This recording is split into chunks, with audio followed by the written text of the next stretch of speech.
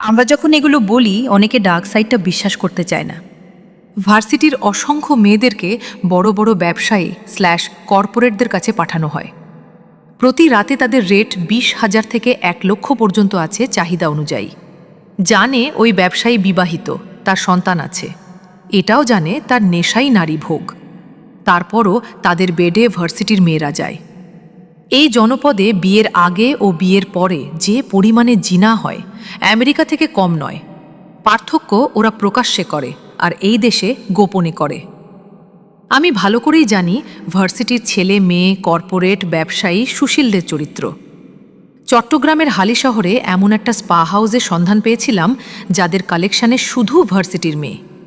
এই দেশে ডার্ক সাইটে কুমারী 15-16 বয়সী মেয়েদের চাহিদা বেশি। আসলে যারা খবর রাখে তাদের কাছে এগুলো ওপেন সিক্রেট। চিন্তা করেন, জিনার জন্য বিবাহিত পুরুষের বিছানায় যাওয়া অধিক সংখ্যক নারী সমাজ। ইসলামের একাধিক বিধানের কথা শুনলে তেলে বেগুনে জ্বলে ওঠে। ভার্সিটিতে যা দেখেছি, যা শুনেছি তা বলে শেষ করা যাবে না। শুধু এতটুকু বলবো, ভার্সিটিগুলো এক একটা দাজ্জালের জীবন্ত পতিতালয়। আপনার জিজ্ঞাসা ফেসবুক পেজ। ধন্যবাদ।